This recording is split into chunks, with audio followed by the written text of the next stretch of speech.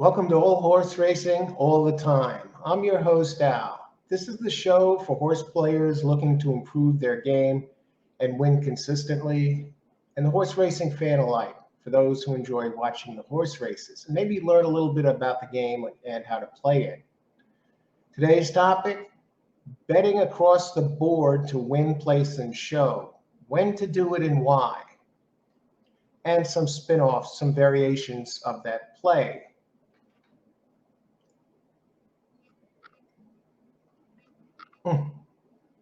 To winning at the horse races today.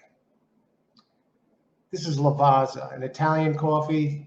Lavazza family been making it since 1895, dedicated to the art of coffee perfection. And this is Gran Selezione, which means great selection. It's a dark roast. Win, place, and show. It's a popular bet. Some people, the beginners or people who know nothing about horse racing, they figure that's the thing to do. That's what they hear in movies, the term. Yeah, $10 win, place, and show on number 5. Or $2 on number 5 to win, place, $2 on 5 across the board. Okay, now there's a time and a place to do that wager, and there are times when not to do it. So we're going to talk about that today. We'll cut right to the chase when to do it, when it's a good play. This is a strong play, especially a strong play, and maybe it's a play that you gotta do if you like a long shot or a decent sized long shot to win the race. And you want to cover yourself. You like it to win, sure. But what if it doesn't win? You want to get something back on this horse, right? Hopefully you put the work in and you like this horse for a reason. Maybe it's 20-1, 30-1. And you want to get something back, even if you don't win. So the place and show bets, they're insurance bets just in case your horse doesn't win. Maybe you don't want to get greedy. Maybe you're going to bet $10 to win, right? What if it comes in second? What if it comes in third? This is a horse that's going off at long odds. You'll probably, even if it doesn't win, if it comes in at least second and third, you're going to make money, provided you do the legwork. So it's important. It's important here to watch the pools during the course of the race. Make sure, if you're going to make this bet on your long shot, make sure if you're going to win, place, and show, the best, the perfect storm, perfect odds would be that the pool size, that even if the horse doesn't win a place, you'll still make money on that bet if it's across the board, if it just comes in third. That'll cover the other 2 bets and give you a profit. Now it's a long shot. You want to get something, and if it does win, or if it comes in place, you'll probably make a tremendous profit still because of the payouts for place and show. Very important to watch the board here. Watch the board. Put this wager in as late as possible to avoid late money screwing up your bet. Don't just go out there and say, "Yeah, I love this horse. Win, place, show." Put the bet in early, 20 minutes to post, maybe hours before the post. When you're doing win, place, and show betting, you want to be watching that race and be an active participant in the play so you can see what's going on, because these boards can swing. Keep an eye on those pools. Put the wager in as late as possible. You like a long shot and it's long odds. You want to get paid even if it doesn't win. And even the show prices are good. You're going to triple, you'll get at least 3-1 on your money. That's the way to go. 2-3-1 on your money. This is a race for the long horses, horses that are longer odds. A time not to play win, place, and show. Maybe the horse is 2-1. If the horse is even money, forget about it. This is not a win, place, and show bet because your show bet is going to probably make you 20 cents. And the win bet will only get you 2 to 1, and the place bet probably get you less than 50% profit. That might only pay $3, if that. So you don't want to do the across the board betting on the chalk or heavy chalks. Again, watch the pools on those plays. You might not even get even money on your win bet, so it's a waste of time. Even on say the horse is 3 to 1 or something, and that's probably not the place for win, place, and show either. Especially at a track especially in a race with small field, it's a waste of time. You're better off in a race at 3 to 1 horse. Maybe you want to bet it to win place and leave the show bet out, just in case the horse doesn't win. You'll probably make your money back and a little bit more in that case. But the win, place, and show, that's a bet made for the long shot. Even if you're an inexperienced player, you know nothing about horse racing. Maybe you're playing the horse's name, maybe you're playing a birthday, and you see the horse is 40 to 1, and you're at the track and you have a few dollars to throw around. So you're like, $2 win, place, and show. You didn't even look at the PPs. You're an inexperienced player. You like the 40 to 1 shot. Well, you know what? This is time for the beginner to have some fun. In that case, you're 25, 30 to 1, 20 to 1. You like this horse. You're going to bet win, place, and show. Fine. Gives the beginner a puncher's chance. Yeah, the horse probably won't win the race, but maybe it staggers into 3rd place, or maybe a miracle happens and it comes in 2nd place, and the winner has a good time, and the beginner has a good time at the track. At least they gave themselves a puncher's chance. And at some of these tracks, you can bet win, place, and show for $1, like Saratoga, the NYRA circuit, for example. So the beginner, long odds, you insist on playing long shots, the win, place, and show. It gives you a chance to have some fun and root for something, and maybe the horse has a chance, especially that 3rd position. That can get real squirrely in trifectas. The pace breaks down, and some of the favorites drop out, and some of the long ones get to sneak in. I'll give you an example of the power of the win, place, and show. This goes back to a race my father was playing, and he got a tip from a guy that plays the races every single day. Very sharp handicapper. Reads the racing form every single day. So does my dad play the horses? No, he doesn't play the horses. Never read the racing form. Doesn't even want to see the racing form.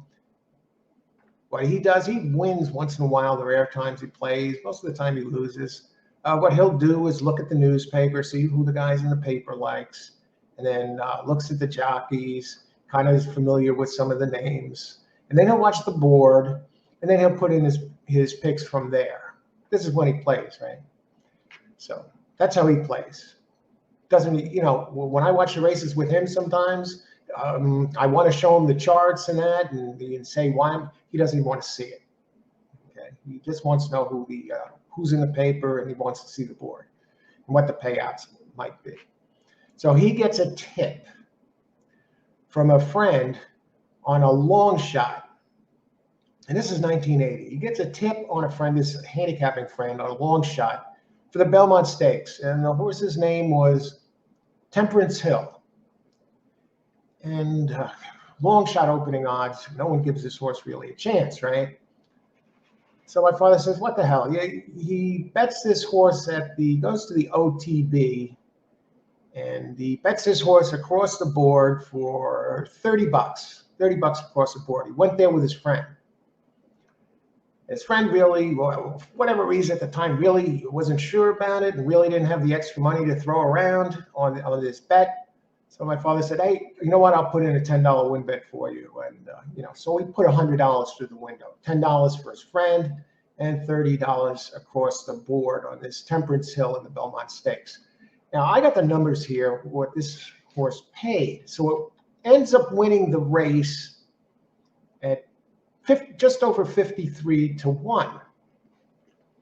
So for the $90 win bet, my dad gets back $1,632 on the win portion, $492 on the place, and $228 on the show. for a grand total of $2,352 on $90 wagered. Now, say the horse just finished third. That third place wager, $30 show bet, got back $228. He still would have made $138. Winning over $100 on just a show bet. And for his friend, he put in the $10 win bet. His friend got $544. Now, so that's an extreme example of it working to your advantage. And this was a case where the guy that made the selection on this horse, the horse had signs that it was going to explode, and so this was not just a guy making a guess. This was a sharp handicapper. So the horse, this guy actually thought the horse was going to win, right? So for you sharp handicappers out there, if you really like a horse and a horse is long, you have that advantage going in when you do the win, place, and show wagering. Again, it's very important to watch the board and make sure, keep an eye on those pools and make that play as late as possible. As late as possible, keeping an eye on the pools. Of course, on the board too is the odds of the win position. Keep an eye on those pools and put in the bet as late as possible. Make sure you don't get shut out on the bet though. Only you know how, if you're at the track and you're not going to a machine, if you're waiting online, you may want to put in the bet a little bit earlier. Or if you're betting at home with your ADW platform, you know how long it takes you to get in the bet. How long does it usually take you to place a bet on the computer or on the phone? Keep that in mind. So give yourself enough time to get that bet in as late as possible and without the risk of getting shut out. So that's the time. Those are the times to use it. Maybe here's a spin-off of the win, place, show bet. A spin-off is maybe the odds, the show odds are not good. You think this horse is good enough to at least finish first or second, but maybe it's a 5-to-1 shot, 4-to-1, 3-to-1, 2-to-1. Maybe you want to just be thinking about the win play there, but 3-to-1 and up. And if the pool sizes work with the race as far as getting paid, then you want to do a variation. Maybe you just want to do the win place on the horse. Maybe just the win play. Again, it comes down to the pools. Make sure the pool sizes show that you can make a profit. Some of these ADWs, they actually show you in real time what the win, place, and show prices are. If you see the horse is paying less than $3 to show, you don't want to mess around with that. Unless maybe he's paying $370 or $350 to show, and you don't think it's going to win, but it's at least going to hit the board. Maybe you almost double your money. Maybe you want to put in a show bet to make a quick guaranteed buck there. But win, place, make sure you're getting paid. Another variation of that is maybe with the long shot again. You really like the long shot and you're on the fence. You really don't think it's going to win, but you think it's good enough to get into second or at least third. Maybe you want to just put in a place show bet, leave the win bet alone. You think there are a couple others that are more likely to win. You think you have a real outside chance, but not likely. But you think you have a good shot for second or third, and you're going to get paid. Again, watch the board, watch the pools. Maybe you want to do that spin-off play. Make a second and third bet to place and show. So that's when to use the win, place, and show. When you really like a long shot, and you think it has a good chance, and the pools are right, and you cover yourself that way.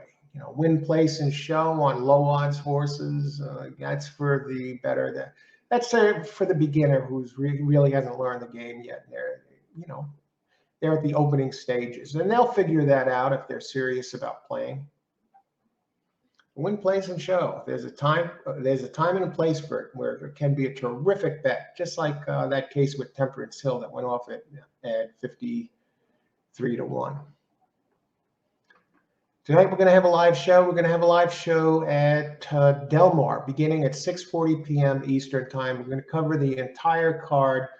First race kicks off at 7, Friday night wagering.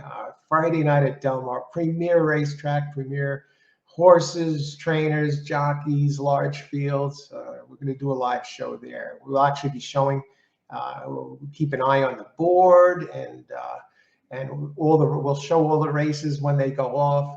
So even if you're a racing fan and you don't bet too much and you like to watch the races, you can see each of the races in real time. And what we do during this show is I handicap each of the races, and nearing post time, I give you the my selections and plays. And when I wager, I actually put in the wager and I give you my wager for that given race with enough time for you to get that wager in yourself. So in other words, I'm putting my money where my mouth is. If a race is I don't feel comfortable with, it seems too wide open, or I don't have a solid play or choice, I'll pass on a race. There's no crime in passing on a race. You want to be selective when you make your plays. And so far, this channel, All Horse Racing All the Time. This is the first week. Kicked off the channel on Monday. Monday and Tuesday, we did 2 live shows covering each of the races at Mountaineer, the entire card, handicapping it all.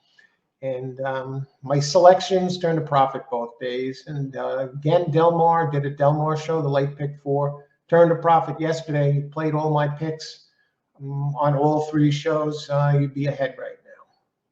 So almost tripled my money out of those 3 shows.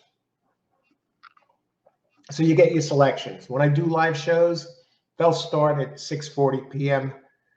That's the time they all start. Gives you 20 minutes until the race, the first race I'll be covering, be it like last night, the late pick 4, or the Mountaineer, which kicked off at first race at 7 p.m. So all live shows, handicapping shows. You want to get in on it, hear my selections, my picks, my plays, subscribe to the channel and hit the notification bell a couple of times so you get all notifications. Because sometimes, yesterday, for example, at Delmar, I wasn't planning on doing a live show, and that came about later on in the day. So some of those people, they know Monday and Tuesday night all the time. Racing at Mountaineer, all races, beginning with the first race at 7 p.m. through the entire card. The show runs about 3.5 hours. Tonight, all races at Delmar probably run about the same length, because we're covering every single show, and live chat is open. If you have questions about a horse, or you want to give your opinion about a horse, right there in the chat, open chat. So it's open discussion, Q&A right there. You want to play? What do I think about a horse? I'll give it to you. And today I have a racing report for Saratoga. For those of you who don't, who aren't aware, I do a racing report for Saratoga for the NYRA circuit, all 5 days, Wednesdays through Sunday. And so I'm working, just about finishing up. Today's a Friday. If you're watching this indeed on a Friday, happy Friday, everybody. Hope your weekend's going to be off to a great start. I'm winning some money at the races this weekend. So yeah, working Saratoga, I produce a racing report, and I make those selections and my plays on this report, which runs 3-4 pages long. And I use the same selection process that I do on these live racing shows. And it's for Saratoga, and it's in a written format. So if you're interested, or you're playing Saratoga and you've watched some of the shows, you've seen some of my winners, you know my handicapping strategies, same thing goes into the report. So if you're playing Saratoga and you want to have some of my picks, hey, who does Al like in this race? You know, I enjoy his shows. He makes some good picks on the shows. He's been winning. Well, good news. The racing report is there for you. If you're interested in ordering today's racing report at Saratoga, information down below. Email liveracing@gmail.com. Pricing, $6 a report. That today's 10 races, that's 60 cents a race. We get some big hits on here. And I'm talking horses over $30, big exactas, trifectas, daily doubles, rolling doubles, pick threes, pick fours. So you'll get my selections if you order today's racing report, $6 report. And if you want multiple reports, maybe Friday, Saturday, Sunday, discount $5. So it's $15 for 3, any 2 days, $10 for 2. The real bargain is when you get in on these racing reports early, like Wednesdays and Thursdays, because I have a 5-day package for $20. If you order on Wednesday, you get all 5 racing reports, Saratoga, for $20. And again, the same discount, 33%, if you order Thursday through Sunday, the 4 days, it's $16. So you can see there's savings there. So, and if you're a regular Saratoga player and you want some picks, yesterday in the 9th race, we had a 5-2 winner over 33-1 longest shot on the board, and a trifecta in the report as well as some other horses. If you use my key contenders on these reports, I give you a key contender, a horse to keep your eye on, and the other horses who are also fringe or contenders as well, and how to use these horses. I give you the plays for the key contender and the plays for each race, how to use those horses. Each race has a letter grade, be it an A, a C, or a pass. Rarely do I pass on a race, but I give you a letter grade so you can pick your spots. But tonight, going to be at Del Mar. All 9 races, I think it's 8 races, beginning at 6:40 p.m. Eastern time. Post time is 7 p.m. So win, place, and show wagering. How to use it, keep that in mind, okay? Keep that in mind. These are the most effective ways to use the win, place, and show wagers, and why, and when to avoid it. So tonight, a live show. Let your friends, your racing fans, racing friends, know about this show. They can get in on the action, watch how it unfolds, probably improve their game as well. So until next time, if you're playing today, best of luck and bring it home, and win big.